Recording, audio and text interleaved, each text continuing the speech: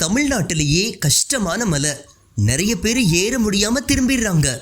அப்படி இப்படின்னு வெள்ளியங்கிரி மலையை பற்றி ரீல்ஸையும் வீடியோக்களையும் போட்டு புதுசாக வர்றவங்க எல்லாருக்கும் செம டரியலை உண்டாக்கி நம்ம ஆளுங்க நிறைய அலப்பறையை பண்ணி வச்சுருக்காங்க இந்த இன்ஃப்ளூயன்சர்ஸ்.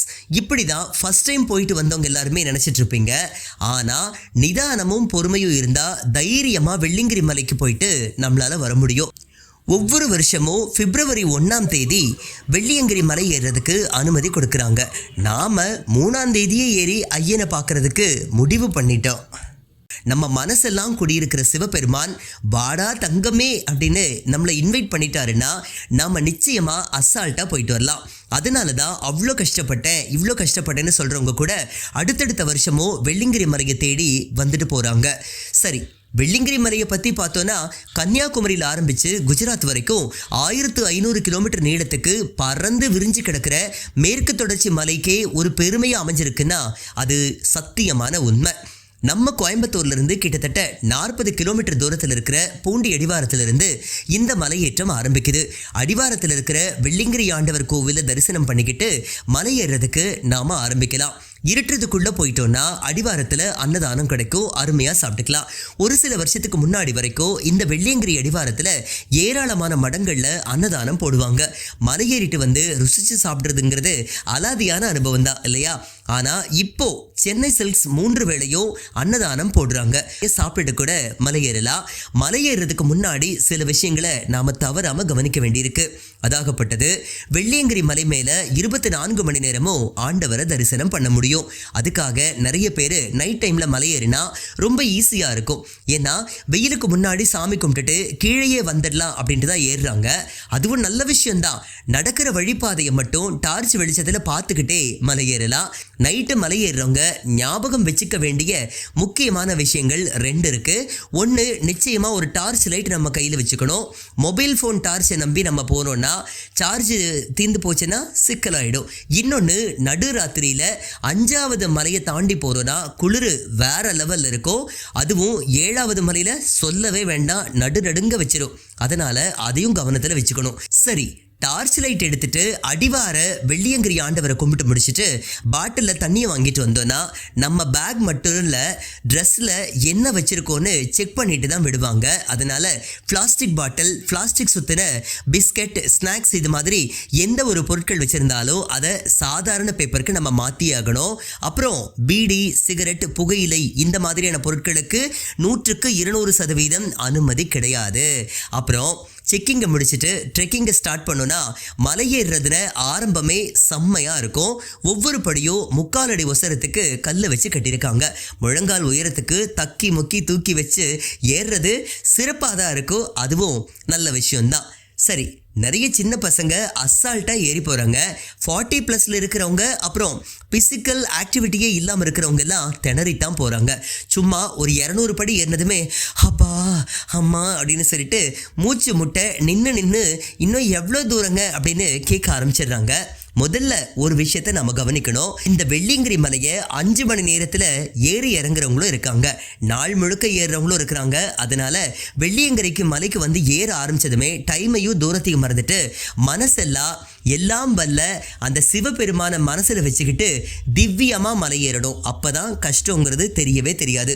மூச்சு வாங்கினா நின்று ஏறலாம்.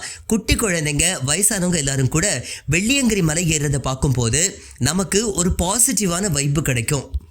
அப்படியே அதை பிடிச்சிக்கிட்டே ஏறணும்னா வேர்க்க விறுவிறுக்க 1 மணி நேரம் கஷ்டப்பட்டு இஷ்டப்பட்டு படாத பாடுபட்டு கரடு முரடாக இருக்கிற கல்படிகளில் ஏறி வந்தோன்னா எதிரில் வர்றவங்கள பார்த்து அண்ணா இன்னும் எவ்வளோ தூரங்கண்ணா போகணும் அப்படின்னு கேட்க தான் தோணும். நாமளும் அப்படியே சங்கடப்படாமல் கேட்டுருவோம். அவங்களும் என்ன சொல்லுவாங்க, ரொம்ப சாதாரணமாக இதோ பக்கம் வந்தாச்சுங்க இன்னும் கொஞ்சம் தான்னு சொல்லிட்டு போய்கிட்டே இருப்பாங்க. அப்படியே தத்தி தாவாத குறையா கல்படிகள்லையோ மழையில் சேதமடைஞ்சு கிடக்கிற கற்கள்லையும் ஏறி அந்த கரடுமுரடான பிரம்மாண்ட மலையை நம்ம கிராஸ் பண்ணி முதல் மலை உச்சியா இருக்கிற வெள்ளை விநாயகன் கோவிலுக்கு வந்துடலாம். விநாயகருக்கு ஒரு வணக்கத்தை வச்சுட்டு நல்ல மலையேறி வழி கொடுப்பான்னு சொல்லி வேண்டிட்டு பக்கத்தில் இருக்கிற சோடா கடையில் சோடாவை வாங்கி குடிக்கலாம். ஆனால் என்ன, சின்னூண்டு டம்ளரில் தருவாங்க, அதுவும் 50 ரூபாவா அப்படின்னு சொல்கிறாங்க. சரி, அதை குடிச்சிட்டு நின்னோன்னா கொஞ்சம் ரிலாக்ஸ் ஆகிடும். இந்த முதல் மலை ஏறுறது தான் ரொம்பவுமே கஷ்டம். அதுக்கப்புறம் கேட்குறீங்களா, அதுக்கப்புறம் அதுவாகவே பழகிடும். என்ன நான் சொல்கிறது, சோதிக்காய், சோதிப்புல், மூங்கில் காடுன்னு எந்த பக்கம் பார்த்தாலும் முதல் மலையோட தன்மை நம்மளை அப்படியே மனோதிடத்தை சோதிக்கும் அப்படின்னு சொல்லுவாங்க. இந்த மலையை நம்ம ஏறிட்டோனாலே முழு மலையும் ஏறுறதுக்கு நமக்கு அசாதாரணமாக தெம்பு கிடச்சிடும். லெமன் ஜூஸ் வேற குடிச்சிட்டோமா, அப்புறம் என்ன, சிங்கம் ஒன்று பூரப்பட்டதே சிவனை பார்க்க அப்படின்னு புதுசாக ஒரு மெட்டில் பாட்டை பாடிக்கிட்டே நம்ம பாட்டுக்கு நடராஜா சர்வீஸில் போக வேண்டிதான். இதுக்கப்புறம் உண்மையிலேயே அவ்வளோ கஷ்டம்லாம் கிடையவே கிடையாது. ராத்திரியில் போயிருந்தோன்னா கிரிச்சுன்னு காடுகளில் அந்த வண்டுகள், அந்த சின்ன சின்ன புள்ளினங்களுடைய அந்த ரீங்காரத்தை கேட்டுக்கிட்டே நடக்க முடியும். பகல்னா அந்த அத்துவான காட்டை ரசிச்சுக்கிட்டே கொஞ்சம் சமதளம் கொஞ்சம் படிகள் கொஞ்சம்னு மாறி நடந்தோன்னா நடந்துகிட்டே இருக்க வேண்டியதா. பக்கவாட்டு மூங்கில் காடுகள், பாறைகள்னு பார்த்துக்கிட்டு இந்த மலை நிலத்தோட வாசத்தை சுவாசம் பண்ணிக்கிட்டே நடக்க முடியும். மனசில் கொஞ்சம் பழகிருச்சல, நல்லாவே நடந்து வந்துட்டோம் அப்படின்னா 2 பிரம்மாண்ட பாறைகளுக்கு நடுவில் ஒரு ஸ்பெஷல் என்ட்ரி கொடுத்தோம்னா அங்கே தான் வழுக்கு பாறை வருது. இந்த வழுக்கு பாறையில் ஒரு காலத்தில் ஒரு படி கூட கிடையாது. கிட்டத்தட்ட 100 அடி தூரத்துக்கு 4 காலில் தவழ்ந்து தான் மலையேறுற மாதிரி இருந்துச்சு. 1970களில் பாறையில் பாதம் வைக்கிற அளவுக்கு கொஞ்சம் தூரத்துக்கு மட்டும் படியை செதுக்கி இருந்தாங்க. இப்போ கிட்டத்தட்ட இந்த வழுக்கு பாறை முழுக்க படிகளாக செதுக்கி இருக்காங்க. ஆனாலும் கொஞ்சம் ஏமாந்தா வழுக்கிடும், கவனமாக நடக்கணும். அப்படியே கொஞ்சம் நடந்தோன்னா கை தட்டி சுனை வருது. இந்த சுனையில் தண்ணியை நம்ம பிடிச்சி குடிக்கலாம். மலைகளில் தவழ்ந்து மண் சத்தையெல்லாம் எடுத்துட்டு வர்ற ரியல் மினரல் வாட்டர் இது. குடிக்க அவ்வளோ டேஸ்டாக ஆனந்தமாக இருக்கும். வேலை நாட்களில் போனோம் அப்படின்னா ஃப்ரீயாக இருக்கும். வேணுங்கிற அளவுக்கு தண்ணியை நாம் பிடிச்சி குடிக்க முடியும். அதுவே விடுமுறை நாட்கள்லையோ இல்லை பிரதோஷம், அமாவாசை, பௌர்ணமி, சிவராத்திரி, சித்ரா பௌர்ணமி இந்த மாதிரி விசேஷ நாட்களில் போனோம் அப்படின்னா செம்ம க்ரௌட் இருந்துட்டு இருக்கோம். தண்ணி நம்ம பக்கத்தில் கூட போகவே முடியாது. அதனால லீவு நாட்களில் போகிறதா இருந்தால் நாமளே சுமக்கிறதுக்கு கஷ்டப்படாமல் தண்ணியை கொண்டு வர்றது ரொம்ப ரொம்ப நல்லது. அது மட்டும் இல்லாமல் மலை மேலே சாப்பாடு கிடைக்காது. பெரும்பாலும் கடைகளில் ஜூஸு, ஸ்நாக்ஸ் எல்லாமே கிடைச்சாலும் கூட விலை ரொம்ப அதிகமாக இருக்கும். மலை ஏறுறதுக்கே நம்ம இவ்வளோ கஷ்டப்படுறோம். அதனால எந்த பொருளையெல்லாம் மலை மேலே நம்ம கொண்டு வந்து விற்கிறது, சுமக்கூலி அதிகமாகும் இல்லையா, அதனால அதிகமாக விற்கிறாங்களேன்ட்டு யோசிக்காம தேவையான ஃபுட் ஐட்டம்ஸ் எல்லாம் நாமளே கொண்டு வர்றது ரொம்ப ரொம்ப நல்லது. சிம்பிளாக சொன்னால் 4 சப்பாத்தியோ இல்லை புளி சாப்பாடோ கொண்டு வரலாம். பசிக்கிறப்போ லைட்டாக என்ஜினு கரியள்ளி போடுற மாதிரி போட்டுக்கலாம். மறுபடியும் மலை ஏறலாம். சரி, கைத்தட்டி சொன்னையிலிருந்து மறுபடியும் நெட்டு குத்தா இருக்கிற படிகளில் ஏறி நம்ம போகணும். அடர்த்தியான காடு. பகல் நேரத்தில் போனோம் அப்படின்னா இந்த கைத்தட்டி சுனை வரைக்கும் குரங்குகள் தாவி குதிக்கிறத பார்க்க முடியும். ரொம்ப மூச்சு வாங்கினாலோ இல்லை கால் வலிச்சாலோ நின்று அந்த பிரம்மாண்ட பாறைகளில் சாஞ்சு கொஞ்சம் ஆஸ்வாசப்படுத்திக்கிட்டு மறுபடியும் மலையேறலாம். தாறுமாறா உருண்டு கிடக்கிற படிகள், தடுக்கி விழ வைக்கிற பாதைன்னு எல்லாத்துலேயும் கவனமாக இன்னொரு 1/2 மணி நேரம் ஏறி போனோம்னா பாம்பாட்டி சித்தர் குகை வருது. பிரம்மாண்ட பாறைக்கடியில் சித்தரை நாம கும்பிடலாம். கிட்டத்தட்ட 20 வருஷத்துக்கு முன்னாடி இந்த குகைக்குள்ள இறங்கி சாமி கும்பிடுற வாய்ப்பு இருந்துச்சு. இந்த பாறைகள் எவ்வளோ பெருசு இருக்கோ அதே அளவு கீழே ரூம் மாதிரி குகையும் விசாலமா இருந்துச்சு. இப்போ காலப்போக்கில் எல்லாமே மாறிடுச்சு. குகைக்கு வழி எல்லாம் அடைச்சிட்டாங்க. முன்னாடியே நுழைவுல சாமியை கும்பிட்டுட்டு மறுபடியும் கிளம்பலாம். இந்த பாம்பாட்டி சித்தர் குகையை தாண்டக்கூடிய இடம் தான் 3வது மலை முடிகிற இடம். இதுக்கு மேலேயோ அங்கங்க கடைகளும் இருக்கு. அடர்வனம் தான். வேகமா ஏறுறவங்க இந்த இடத்துக்கு 1.5 மணி நேரத்தில் வந்துடுவாங்க. நம்மளுக்கு ஏண்டா 4 மணி நேரம் ஆச்சுன்னு யாரும் கவலைப்பட வேண்டாம். அப்பன் சிவபெருமானை பார்க்கறதுக்கு இந்த இடத்துக்கு வர்றதுக்கே நாளெல்லாம் செலவு பண்ணி உட்கார்ந்து வர்றவங்களும் இருக்காங்க. அதனால மனசெல்லாம் நேரம் போகுதே, இன்னும் போகணுமே அப்படின்னு நினைக்கிறது எல்லாம் மறந்துட்டு மலையோட இயற்கை சூழலை ரசிச்சுக்கிட்டே நம்ம நடந்து போகலாம். நைட்டில் போனாலும் சரி இல்லை பகலில் போனாலும் சரி பார்க்க ரொம்ப பரவசமாகவும் இருக்கும். நடக்க ரொம்ப சுறுசுறுப்பாகவும் இருக்கும். தூங்க ஆரம்பித்தாலும் ஆனந்தமாக ஒரு தூக்கம் வரும். அப்பேற்பட்ட ஒரு அற்புத இடம்தான் இந்த வெள்ளியங்கிரி மலை. உங்கள் மனசு நினைக்கிற மாதிரி உங்களுக்கு ஒரு அருமையான அட்மாஸ்பியர் தரக்கூடிய அற்புத வனச்சோலை தான் இந்த வெள்ளியங்கிரி. ரைட்டு, பாம்பாட்டி சித்தர் குகையிலிருந்து ஏறி ஏறி நம்ம போக ஆரம்பிச்சோம் அப்படின்னா கொஞ்ச நேரத்தில் பாம்பாட்டி சுனை வருது. இந்த சுனையிலையும் அற்புதமான சுவையில் தண்ணீர் வருது. பிடிச்சி குடிக்கலாம். குடிச்சிட்டு கொஞ்சம் ஆஸ்வாசப்படுத்திக்கிட்டு மறுபடியும் மலை ஏறி போனோம்னா ஆனந்தமான ஒரு அனுபவம் நமக்கு கிடைக்கும். அப்படியே கால் வலியில் கண்ணில் தண்ணி வந்துடும். அதுக்கெல்லாம் கவலைப்படாமல் அடடா ஆனந்த கண்ணீர் தான் அப்படிங்கிறத உணர்ந்துக்கிட்டு நம்மளை நாமளே தேத்திக்கிட்டு மலை ஏறுறதுக்கு ஆரம்பிக்கணும். இன்னும் கொஞ்ச நேரம் தான் இந்த 4வது மலை முடிஞ்சிடும். இந்த மலையில் இருக்கக்கூடிய படிகள் எல்லாமே பல இடங்கள்ல கல்லு எல்லாம் உருண்டு திருப்பி அப்படியே குத்திக்கிட்டு நிற்கும். கவனமா நம்ம நடந்து போகணும். படியே இல்லை மண்ணு தானேன்னு நடந்தோம் அப்படின்னா சறுக்குன்னு சறுக்கி விட்டுரும். பார்த்து பத்திரமா நம்ம நடக்கணும். என்னங்க நான் சொல்றது, நடையா நடந்து கடவு எல்லாம் கடந்து கல்லு மேல ஏறி சந்துல பொந்துல பூந்து நமக்கே புதுசான பல வித்தைகளை காட்டிக்கிட்டே வந்துட்டு இருந்தோம்னா 4வது மலை உச்சிக்கு நம்ம வந்துடலாம். சபா அப்படின்னு பெருமூச்சு விட்டுட்டு அப்படியே நடந்தோம்னா கால்கள் தானாவே கடகடன்னு வேகம் எடுக்கும். ஆமாங்கோ, அந்த வகையில் நாம கிட்டத்தட்ட சமதளத்துக்கு வந்துட்டோம். அப்படியே 8 மேலே 8 எடுத்து நடந்து போனோம் அப்படின்னா வெட்டாரச்சோலையா அந்த ஒரு சீதை வனம் கண்ணில் அழகாக தெரியும். அப்படியே சிலு சிலுன்னு காத்தும் திறந்து கிடக்கிற காடும் சூப்பர் அப்படின்னு சொல்லிட்டே நடக்கும் நம்மளோட மனசு. அடுத்த 1/4 மணி நேரத்தில் நடுக்காட்டில் கட்டி வச்சிருக்கிற திட்டில் வந்து நாம் நிற்போம். இதுதான் ஒட்டர் சமாதி. இப்போவே இவ்வளோ கஷ்டம்னு நாம் நினைக்கிறோம். இதுக்கெல்லாம் பல 100 வருஷங்களுக்கு முன்னாடி இந்த வெள்ளியங்கிரி மலைக்கு அடர் வனத்தில் அத்துவன காட்டுக்குள்ள பிளானை போட்டு படிகளை கட்டி வழியெல்லாம் பண்ணி வச்சவர் தான் இந்த ஒட்டர். இங்கேயே இவர் சமாதி ஆகியிருக்காரு. இன்னைக்கும் பல லட்சம் பேர் அப்பனை பார்க்கறதுக்கு வழி பண்ண வச்ச ஒரு அடியார் தான் ஒட்டர். அவரை மனசால கும்பிட்டுட்டு ஐயா நீங்க இன்னொரு பிறப்பா பிறந்து வந்து இடிஞ்சு கிடக்கக்கூடிய படிகள் எல்லாத்தையுமே சரி பண்ணணும், பாதையெல்லாம் மேம்படுத்தி கொடுக்கணும்னு மனசுக்குள்ள வேண்டிக்கிட்டு நடைய கட்டலாம். அப்படியே 5வது மலையில காலை வச்சோன்னா உள்ளங்கால் கூசுது. மலையோட ஸ்பரிசம் பாதத்துல நல்லா தெரியும்.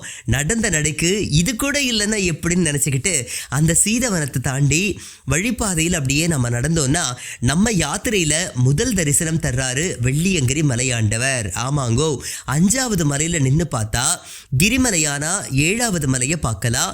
ஆனந்தமாக தரிசனமும் பண்ணலாம். அந்த மலையே சிவரூபம். 7வது மலை உச்சியில் பஞ்சலிங்கமாக இருக்கிறார் இல்லையா, அதில் 7வது மலையே பூமி லிங்கமாக அருள் பாலிக்கிறதாகவும் மலைக்கு மேலே ஐயன் குடிக்கொண்டிருக்கிற பிரம்மாண்ட பாறை ஆகாய லிங்கமாகவும் அமைஞ்சிருக்கிறதா பெரியவங்க சொல்லுவாங்க. பிரம்மாண்ட பாறைக்கு அடியில் குகையில் நீர் லிங்கமாவோ அக்னி லிங்கமாவோ வாயு லிங்கமாவோ தரிசனம் தராரு ஐயன் சிவபெருமான். இந்த பக்கம் அக்னி லிங்கமாக இருக்குது, மேலே ஆகாய லிங்கம், நம்ம ஏறி வந்தோம்னாலும் பூமி லிங்கமா இறைவன் பஞ்சபூத லிங்கமா சிவபெருமான் வெள்ளியங்கிரி ஆண்டவர் அமர்ந்த மலை வெள்ளியங்கிரி மலை. 5வது மலையில நின்ன இடத்திலேயே பூமி லிங்கமா இருக்கிற 7வது மலையையும் ஆகாய லிங்கமா இருக்கிற பிரம்மாண்ட பாறையையும் பார்த்து ஆனந்தமா தரிசனம் பண்ணிட்டு மெல்ல மெல்ல நடக்கிறதுக்கு ஆரம்பிக்கலாம். அற்புதமா பிரம்மாண்டமா நிக்கிறவரை பார்த்து தரிசனம் பண்ணலாம். உச்சியில பிரம்மாண்ட பாறையா அவரை பார்த்துக்கிட்டே அந்த பீமன் களியுருண்ட மலையை கிராஸ் பண்ணலாம். பக்கவாட்டில் இருக்கிற சோலைவனமும் தூரத்தில் தெரிகிற கிரிமலையும் பார்த்து நடக்கிற அந்த ஆனந்த அனுபவத்துக்காகவே இன்னும் 100 தடவை நம்ம வந்தாதான் என்ன அப்படிங்கிற ஒரு கேள்வி நம்ம மனசாட்சி நம்ம கிட்ட கேட்கும். லெஃப்ட்ல திரும்புறோம்னா சிறுவாணி டேமும் அந்த காடுகளும் அற்புதமா காட்சி கொடுக்குது. சரி, நாம பீமன் களியுருண்டையை கடந்தோம் அப்படின்னா ஒரு இறக்கத்தில் இறங்கணும். இந்த ஏரியாலாம் 20 வருஷத்துக்கு முன்னாடி எல்லாம் ஏறி இறங்க முடியாத ஒரு பெரிய பள்ளமா இருந்துச்சு. இப்போ அதெல்லாம் எவ்வளவோ சரி பண்ணிட்டாங்க, படிக்கற்களும் பதிச்சிருக்காங்க. ஆனாலும் நம்ம பார்த்து இறங்கணும். இறங்கி புழுதி பறக்க மண்ணில் சறுக்காம லாவகமாக இறங்கலாம். இறங்கினாலே சலசலன்னு சத்தம் கேட்கும்.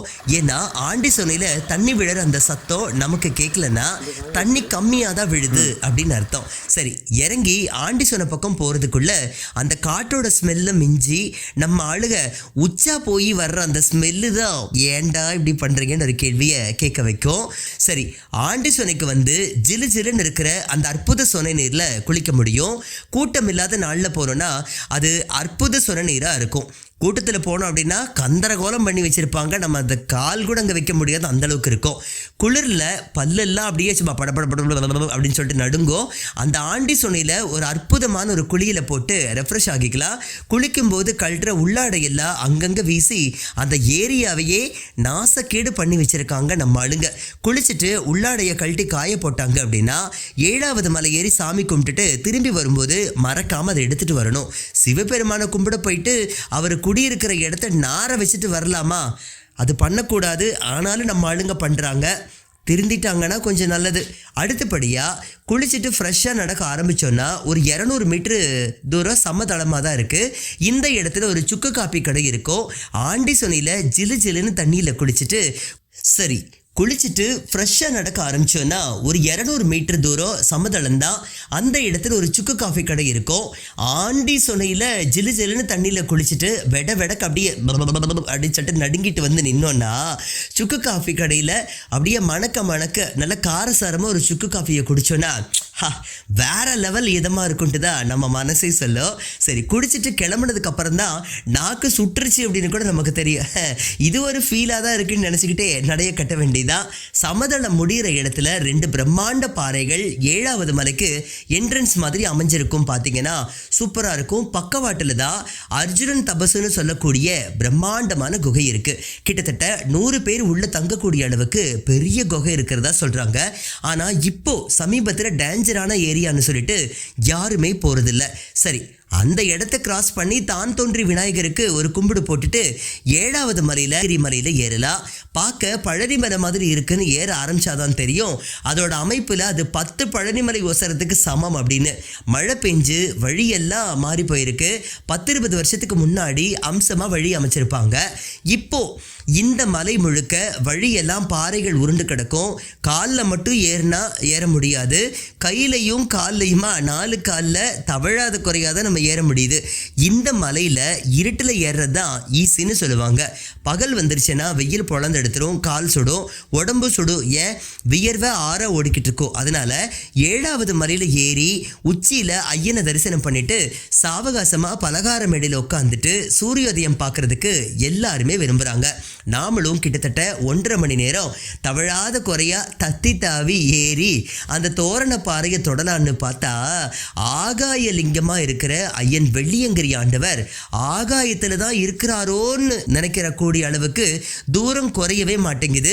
தூரத்தை பற்றி நினைக்காம அவரை நினச்சிக்கிட்டு வெள்ளியங்கிரி ஆண்டவருக்கு அரோகரா அப்படின்னு சொல்லிக்கிட்டு மலை உச்சிக்கு வந்து தோரணப்பாறையை தொடலாம். தோரணப்பாறைக்கு போகிற வழியில் சூலங்கள் நட்டு வச்சுருக்காங்க. அதை கிராஸ் பண்ணி தோரணப்பாறைக்கு அடியில் வந்து பிள்ளையாரப்பனுக்கு முதல் வணக்கத்தை போட்டு 5 தோப்பு கரணத்தையும் போட்டுட்டு சுவாமி தரிசனம் பண்ணலாம். 5800 அடி ஒசரத்தில் அடிக்கிற அந்த குளிரில் அங்கே வந்து நிற்கிறது வேற லெவல். வந்து நின்னாதான் புரியும். அப்படியே விநாயகரை கும்பிட்டதுக்கு அப்புறமா நகர்ந்து வந்தோன்னா ஆகாய லிங்கமாக இருக்கிற பாறைக்கடியில் அம்சமாக எளிமையாக எளியோருக்கு எளியவனா எல்லாம் நிறைஞ்சவனா ஏக பாதனா உட்கார்ந்துருக்கிறாரு வெள்ளியங்கிரி ஆண்டவர். அவரை பார்த்ததோ என்னென்ன வேண்டுதல் வைக்கணும்னு வந்தோமோ அத்தனையும் மறந்து போய் அவரையே பார்த்து உடம்பு சிலிர்க்க கண்களில் ஆனந்த கண்ணீர் தழும்ப ஒரு தரிசனம் தருவார் பாருங்க. வேற லெவல். இதுதாயா இந்த ஆயுசில் நம்ம பண்ண புண்ணியம்னு நம்ம மனசு நமக்கு உணர்த்துக்கிட்டே இருக்கும். நிச்சயமாக வெள்ளியங்கிரி ஆண்டவரை கும்பிடுற அனுபவத்தை அவர் தர்ற அந்த ஆனந்தத்தை அனுபவிச்சா மட்டும்தான் நமக்கு புரியும். சுயம்புவாக இருக்கிற அவரோட உருவத்தை மனசெல்லாம் நிறைச்சி நிறுத்தி தரிசனம் பண்ணலாம். உச்சிமலை பாறைக்கு பக்கத்தில் அந்த குளிர்காத்தும் ஐயன் தரிசனமும் அடியார் போட்டு விடுற விபூதி பட்டையும் எனக்கு இந்த பிறவி போதுமையா வெள்ளியங்கிரி ஆண்டவான்னு மனசில் நினைக்க வச்சிடும். எஸ், அதுதான் யதார்த்தமான உண்மை. ஆனந்தமாக கும்பிட்டுட்டு அடுத்தவங்களுக்கு இடைஞ்சல் பண்ணாமல் இறங்கி வரலாம்.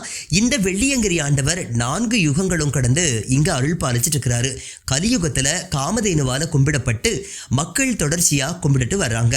இந்த பக்கம் அக்னி லிங்கமா இருக்கு, மேல ஆகாய லிங்கம். நம்ம ஏறி வந்தோம்னாலும் பூமி லிங்கமா இறைவன் பஞ்சபூத லிங்கமா சிவபெருமான் வெள்ளியங்கிரி ஆண்டவர் அமர்ந்த மலை. 4 யுகங்கள் கடந்தது.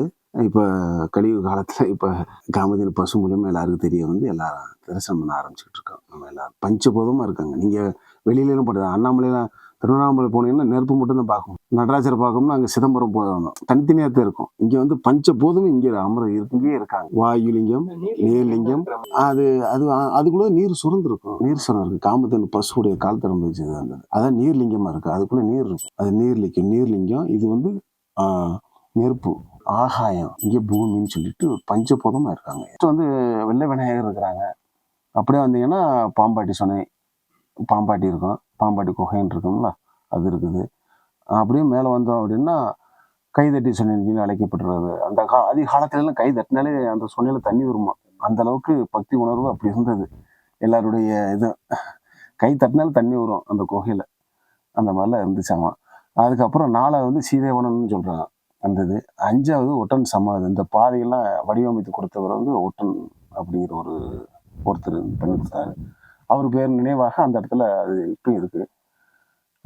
அதுக்கப்புறம் பார்த்தீங்கன்னா 5வது விபூதி மலைன்னு சொல்லிட்டு வரும். 6வது மலை வந்து நம்மளுக்கு ஆண்டி சொன்னை, அந்த இது வந்து 6வது மலையாக வருது. அப்படியே 7வது வந்து பார்த்தீங்கன்னா 7வது மலை வெள்ளியங்கிரி மலை. அது இப்போ வந்து வர்ற பக்தர்கள் அவங்க ஞாபகத்தை நினைவாக வச்சுக்கிறாங்க. இறைவனை தரிசனம் பண்ணுறதுக்காக அங்கே வந்து பிரம்மாவே வந்து அங்கே தீர்த்தத்தில் நீராடி தான் இறைவனை பார்க்கறதுக்கு வந்திருக்காங்க. அந்த இந்த மாதிரி ஒரு குகை பாறை தெரியும், அங்கே இருந்துட்டு தான் இறைவனை பார்க்க வந்திருக்கிறாங்க. கால் படக்கூடாது, இறைவன் அமர்ந்த மலை அப்படின்னு சொல்லிட்டு கால் கூட படக்கூடாதுன்னு சொல்லி அவங்க அந்த இடத்துலயே உட்காந்துட்டாங்க. அங்கே நின்று இப்போ தரிசனம் பண்ணிருக்காங்க.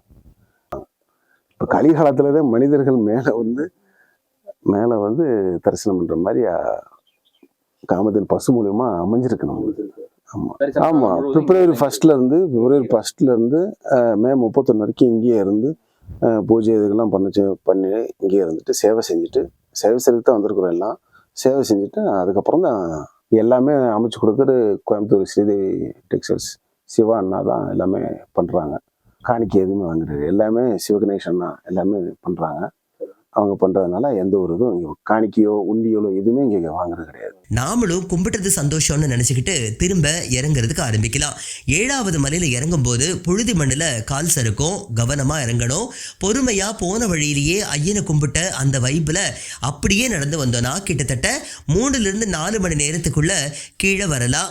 திரும்பி வரும்போது கவனமாக வரணும். கால் வைக்கிற இடமெல்லாம் கண்ணி வெடியாக இருக்கேன்னு சொல்கிற மாதிரி கால் வைக்கிற இடமெல்லாம் கல்லா குத்தம். நாம் வர்றது ஹைவேஸ் ரோடெல்லாம் கிடையாது, அத்துவனக்காடுங்கிறத ஞாபகம் வச்சுக்கிட்டு நாம் விழுந்தோன்னா நமக்கு முன்னாடி நடக்கிறவங்களும் விழுந்துருவாங்கன்னு அந்த விஷயத்தை பொறுப்பாக உணர்ந்து நாமளும் நடக்கணும். மலை மேலே டைம் வச்சு ரேஸ் விடுறது, நான் 4 மணி நேரத்தில் ஏறி இறங்கிட்டேன்னு பெருமை பேசுறது எல்லாத்தையுமே விட்டு தள்ளிட்டு ஐயனை கும்பிட வந்தோன்னா அவர் மேலே பயபக்தியோட போயிட்டு வரணும். எல்லா மலையும் இறங்கி வெள்ளை விநாயகன் கோவிலை தாண்ட ஆரம்பிச்சோன்னா கால் அப்படியே நடுங்கும், பேலன்ஸ் குறையுது. பொறுமையாதான். அதனால ரொம்ப ரொம்ப முக்கியம் மக்களே. கீழே வந்துட்டு அன்னதானம் சாப்பிட்டுட்டு கோயம்புத்தூர் போயிட்டு ஊர் பக்கம் போகலாம்.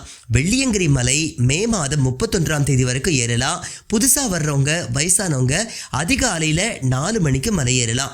மலை ஏறும்போது மறக்காம ஒரு வேளைக்கான சாப்பாடு, தேவையான அளவு தண்ணி இதெல்லாத்தையும் கொண்டு போகணும்.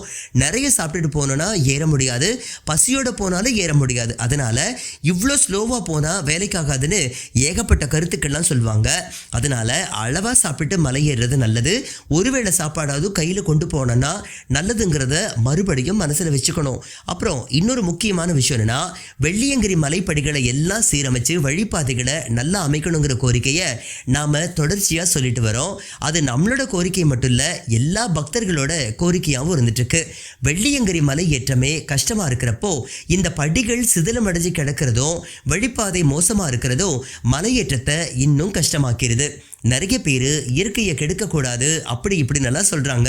அந்த காலத்தில் ஒட்டர் சித்தர் அப்படி நினைக்கலையே, ஐயனை எல்லாரும் வந்து பார்க்கணும்னு படிகளை கட்டி அவரால் முடிஞ்ச தூரம் வரைக்கும் பாதையை அமைச்சிருக்கிறாரு.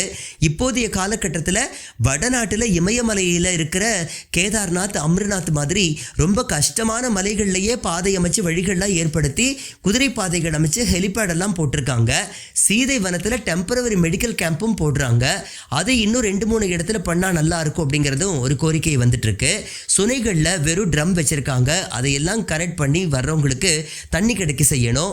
இன்னும் ஏராளமான சுனைகளில் சைடில் தண்ணி போயிட்டு இருக்கு, அதையெல்லாம் கரெக்ட் பண்ணி வழி நிறைய அந்தந்த இடத்துல தண்ணி வசதி செஞ்சு கொடுக்கணும்.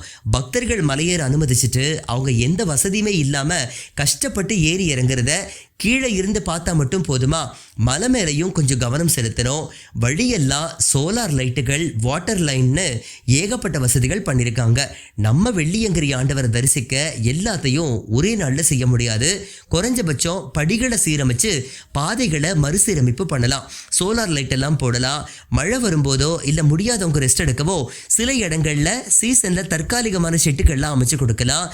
மலையேறக்கூடிய பக்தர்களுக்கு சில வசதிகள் பண்ணி தரதுக்கும் அரசாங்கம் முன் வரணும். ஐயனே அதுக்கும் வழிகாட்டுவார்.